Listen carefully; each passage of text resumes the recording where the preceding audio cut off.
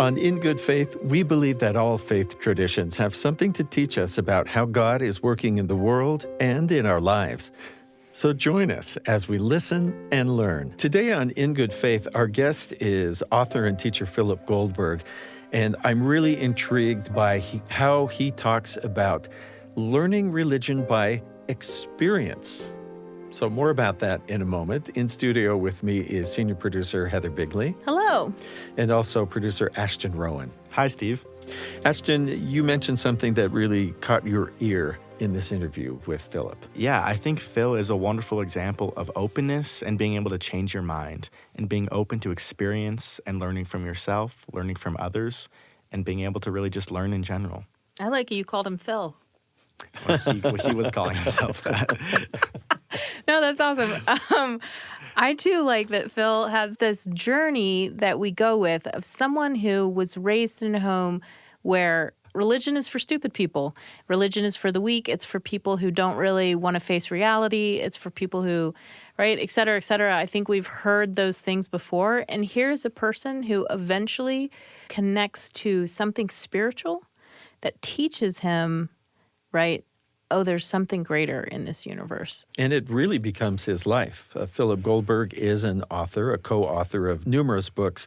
He's a public speaker, a workshop leader, spiritual counselor, meditation teacher, and ordained interfaith minister. He hosts the Spirit Matters podcast, and most recently in 2020 wrote Spiritual Practice for Crazy Times. Yeah, this is a journey that I was really, really interested to hear about, where he ended up, especially given, as you hinted, he did not come from this super religious home. I was raised in an anti-religious home, not only non-religious, but anti-religious. My parents were secular people of Jewish descent. In the post-World War II years, when they believed that religion was the opium of the people, like Marx did.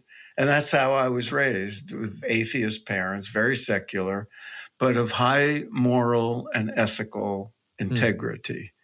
And so that's the attitude I had about religion well into college. And then things changed. Any particular incident? You know, it was the late 1960s, and I was part of that generation that was discontent with things as they were. It was the time of Vietnam War, civil rights upheavals, and I was very politically active. And at the same time, it seemed like every day was a new existential crisis. We were searching for how to live a good life in the world, and we saw a lot of unhappy people living what seemed to be the American dream, and we said, that's not the answer. And in our searching, somehow the literature about Eastern philosophies, the Eastern spiritual traditions, what we think of as Hinduism, Buddhism, Taoism, Right. they came to our attention through elders we respected, famous people, eventually the Beatles and others who turned to the East for spiritual sustenance. And that's when I discovered there were aspects of spirituality that were quite different from conventional religion. So I turned eastward, and that was transformative. Did that fill sort of a gap, or was it just an expansion? Was it something you were looking for as you were growing up?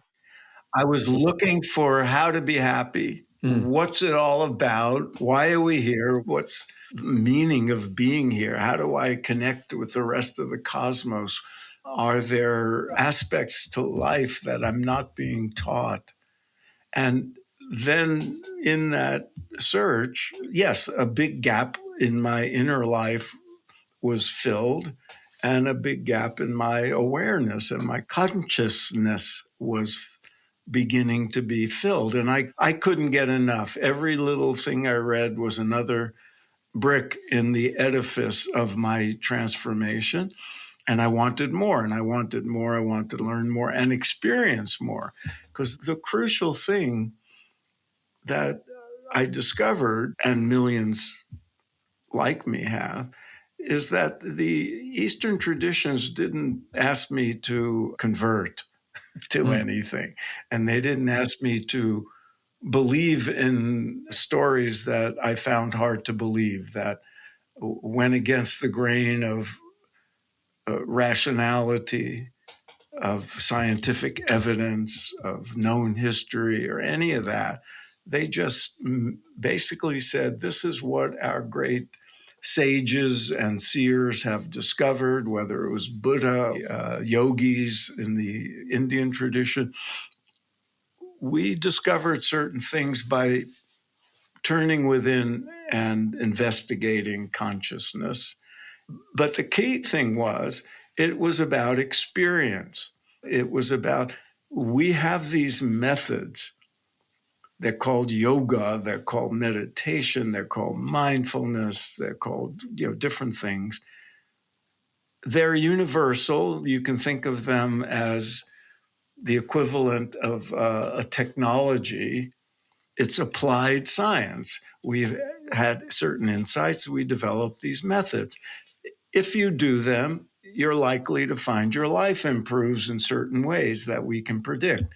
And it circled back to the Western traditions, which I had soundly rejected, because I discovered in the more esoteric, what we think of as the mystical branches of Judaism and Christianity and Islam, there's direct parallels to the Eastern traditions. And when I discovered that, I became a kind of all-purpose, what I call pragmatic mystic. I was able to learn from all the different traditions. And I think that's a great blessing that we have in the modern world, that we have access to all this. Is there an experience or two you might share that you could describe your own personal experience? Yes, the critical turning point for me was I had experimented with things I was reading, Zen meditation, various yoga practices. And then when the Beatles took up transcendental meditation and put that on the map, and their guru, Maharishi Mahesh Yogi. And then when they went to India for an extended stay in a meditation ashram, that caught the world's attention. And at first, I was very cynical. I said, well, I'm not going to take this up just because John and Paul did. But I investigated it, and then I met people who had benefited from that particular practice. So I said, okay, I'll give it a try. And I did, and it really was transformative, this deep meditation that I committed to doing twice a day for a while as essentially an experiment. And I suddenly found my life changing. I had more inner calm. I had a more clear mind. I started giving up bad habits like cigarettes and drugs and all kinds of things. And over the course of a year or two, I found my life was very different. So it had practical implications in my life and the many people around me. And then, as I chronicle in my book, in American Veda, that was a watershed period that extended beyond that particular form of meditation and that particular guru. And all the other teachers from the East gained greater currency, and people found their ways to the teachers they liked. And through those teachers, in many cases, returned to the tradition they grew up in and may have rejected because they were seeing it with new eyes. That never happened to me, but I opened up to at least learning from and respecting the more mainstream traditions of my culture through the teachers of the East. It's a remarkable sort of phenomenon, but I'm not alone by any means. You're listening to In Good Faith. I'm Stephen Cap Perry. We'll be back in a moment. I'm Stephen Cap Perry, host of the In Good Faith podcast, and I want to tell you about another in our family of BYU radio podcasts. an award-winning show with an award-winning host. This is Julie Rose on Top of Mind. Do you get turned off by the news because of how angry and polarizing and even depressing it can be? Doesn't anybody know how to have a civil conversation or weigh two competing ideas without a knee-jerk reaction that if you don't think what I think, you're a bad person?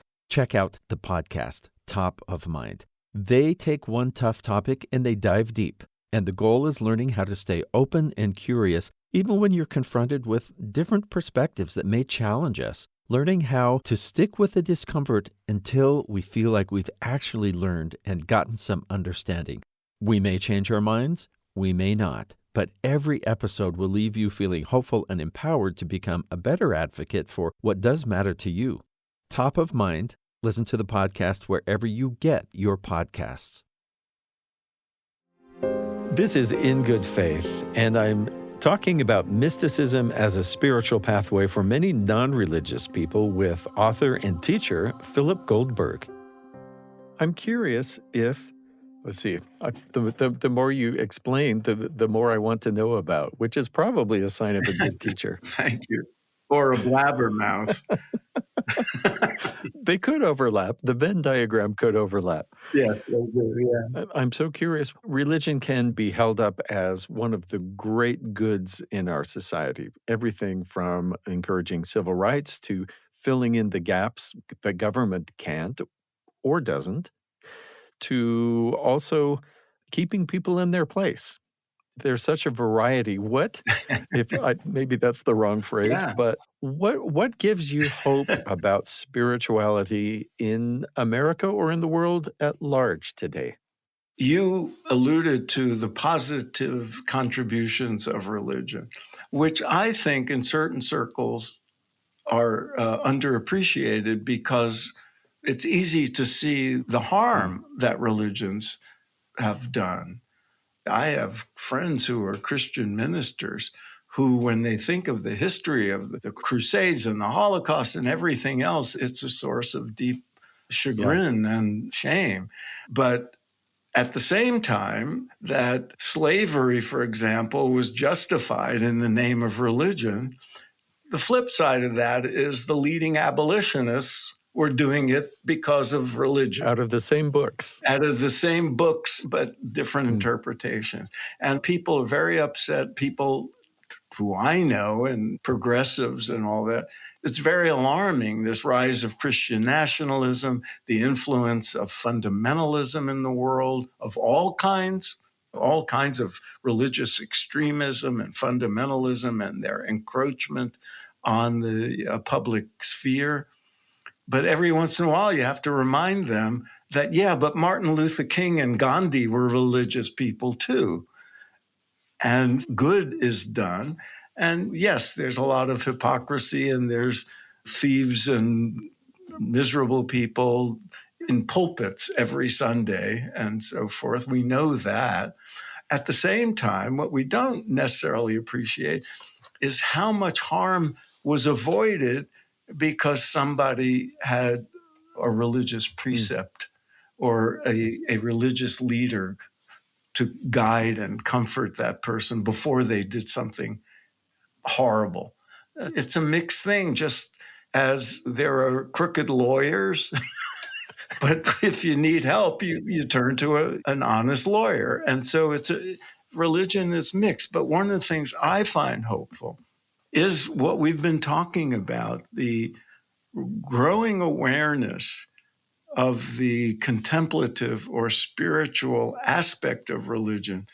One of the phenomena I described in American Veda, and it's now been 10 or 12 years since it's even more pronounced, the introduction of meditative practices from Hindu and Buddhist traditions opened the awareness of Christian and Jewish leaders who said, wait, don't we have stuff like that in our traditions?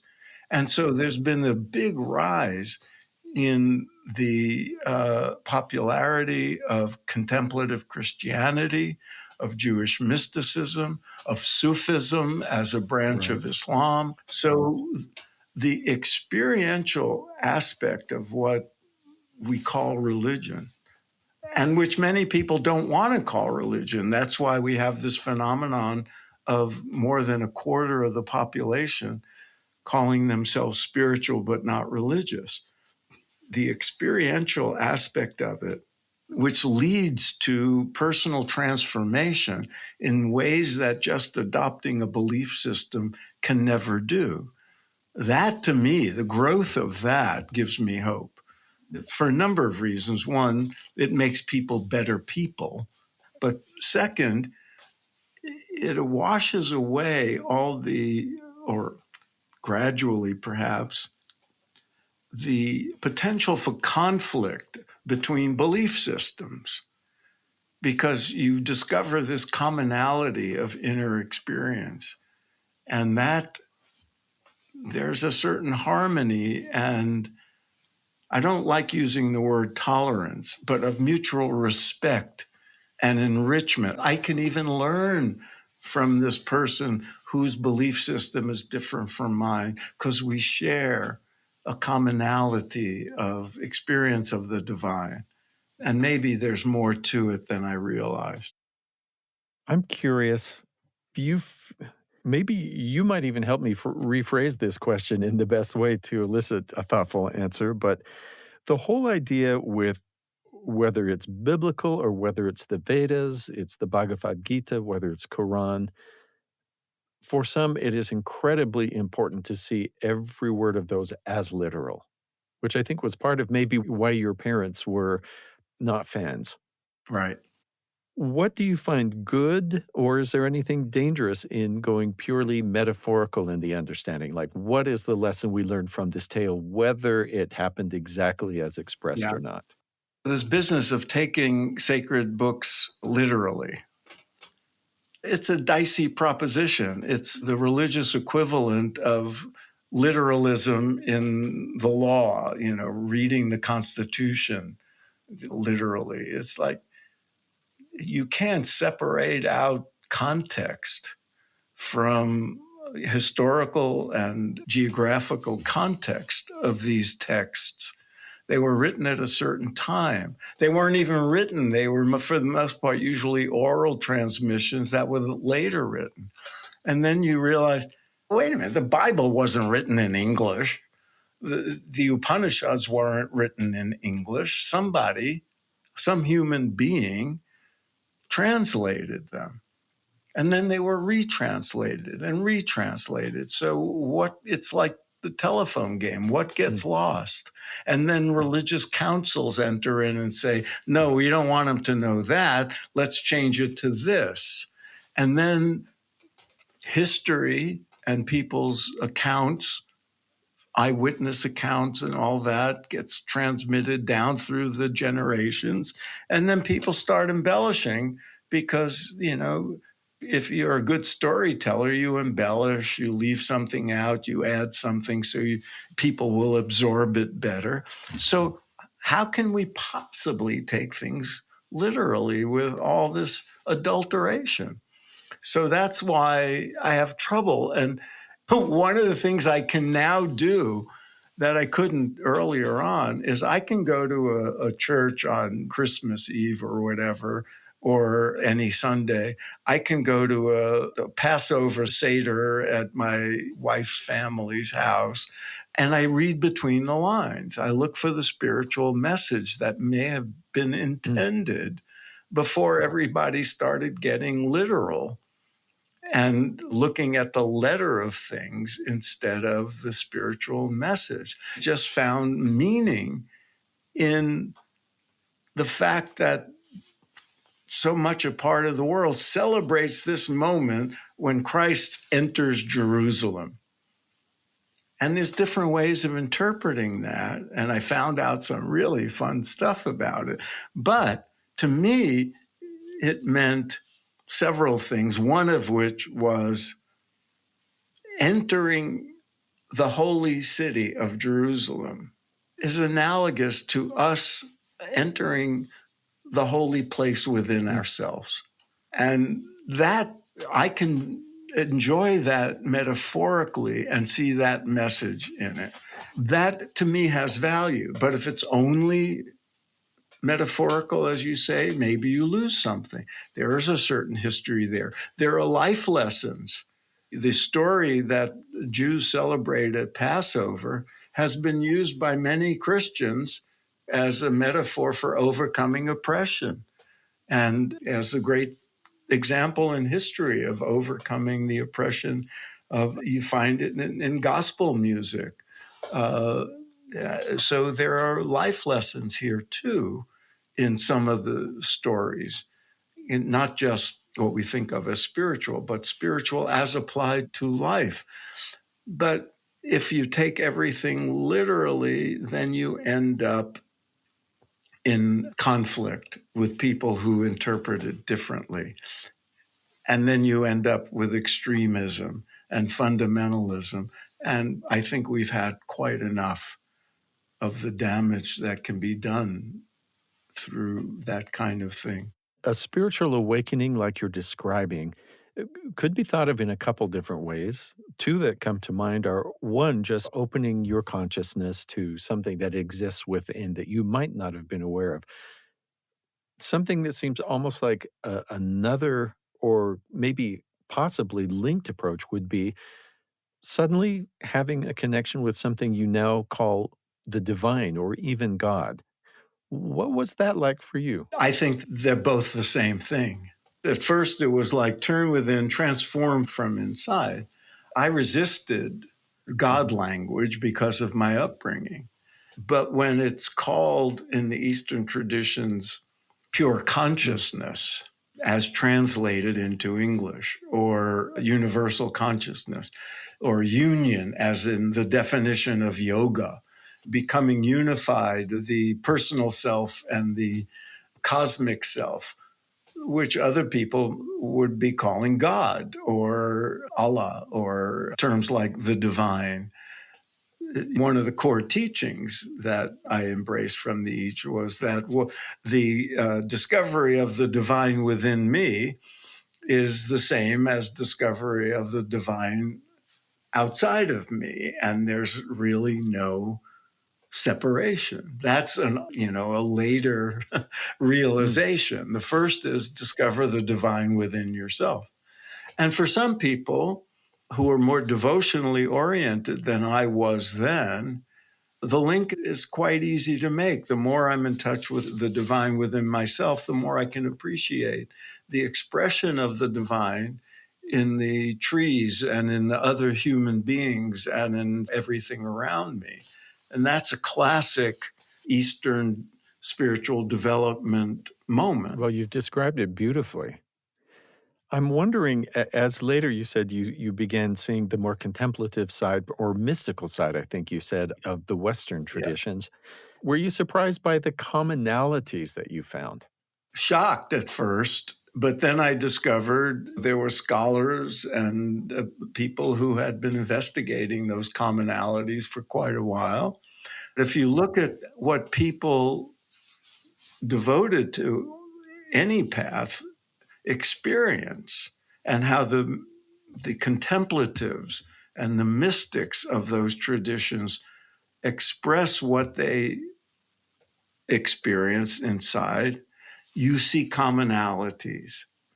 And people have done rigorous research on this, and it turns out to be quite provable and demonstrable in people's lives. It's one of the reasons I later became an interfaith minister, so I could work with people of all traditions.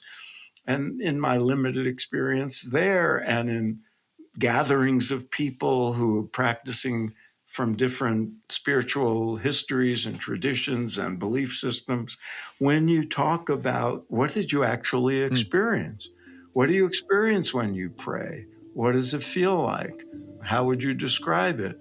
You find people using the same expressions, expressing the same things. And that is where unity comes in, and I wish there were more of it. I was speaking with Philip Goldberg, an author, a teacher, and the Interfaith Minister. But But my favorite part of his journey is his journey into Eastern religion and then finding the contemplative aspect that was, through his own experience, showed him it was making a difference in his life. Then he finds out about contemplative Christianity and Islam and Judaism, and suddenly he has room in his head and his heart for all of it. Yeah. One of my favorite things that he talked about was how adopting a belief system can never lead to a personal transformation like an experiential practice. This just reminds me of Jesus saying to us, experiment upon his word, right? Yeah. And in experimenting, in trying it out and giving it a chance in our lives, then we see what it can do for us. And then we see what we can do for others. So Philip Goldberg, I felt like kind of went from mind to heart and then combined them both, really bringing in the head with the heart to accomplish good. Many thanks to Philip Goldberg for speaking with us. This episode was produced by Ashton Rowan and me, Stephen Cap Perry. Our production team also includes senior producer Heather Bigley, Leah King, Katarina Martinich, and Josh Orton. Our post-production sound designers are Mark Hansen, Brandon Lewis, Daniel Phillips, and Carly Wilson. In Good Faith is committed to the idea that we all benefit from hearing people of widely varying backgrounds share their personal experience with faith and belief. In fact, we think people with such experience deserve some of our best listening. If interfaith understanding is important to you, be sure you leave a positive comment or review, YouTube, Spotify, Apple, wherever you get your podcasts. Find us on Twitter at InGoodFaithPod, Instagram and Facebook, we're In Good Faith Podcast, and on YouTube, youtube.com/@in-good-faith. In Good Faith is a production of BYU Radio. I'm Stephen Cap Perry. I hope you'll join me again soon, right here, In Good Faith.